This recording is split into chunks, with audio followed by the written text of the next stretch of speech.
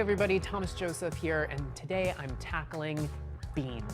And typically, whenever you're using dried beans, it's a 2-day process where you have to soak the beans overnight, and then you can actually use them the next day. But today I'm going to show you the quick soaking method so that you can have your beans on the table in no time at all. So I'm going to spread out the beans on a rimmed baking sheet like this, and what you really need to do is pick through them, make sure there are no little stones. If you have any broken pieces of the beans, just get rid of them because they will cook unevenly.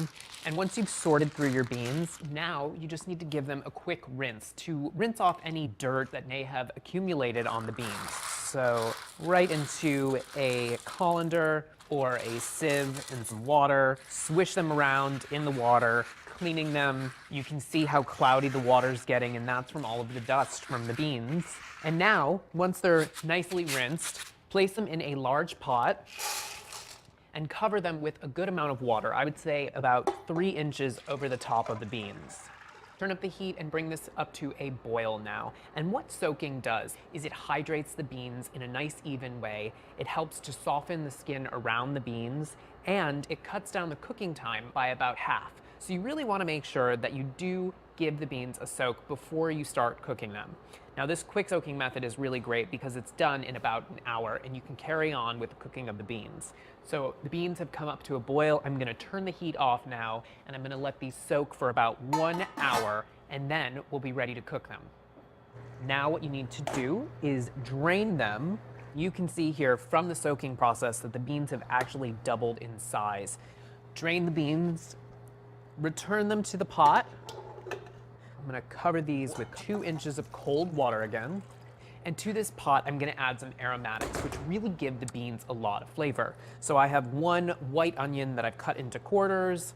I have a head of garlic, gives really nice flavor, a little bit of carrot, a little bit of celery.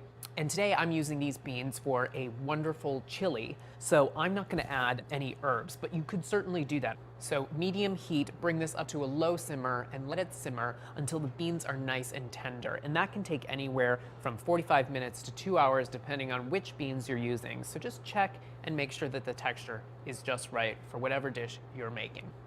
So our beans have been simmering, and to test for doneness, what I like to do, don't just try 1 bean, try a few. Make sure that they are nice and tender. You should be able to squeeze them in your hands like that. It should be nice and creamy on the inside.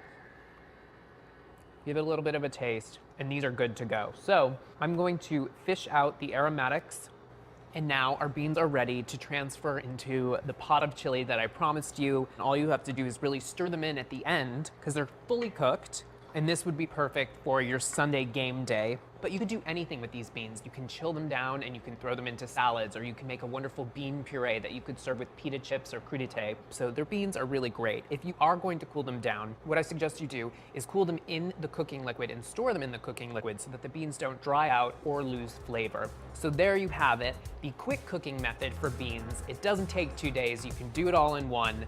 Enjoy.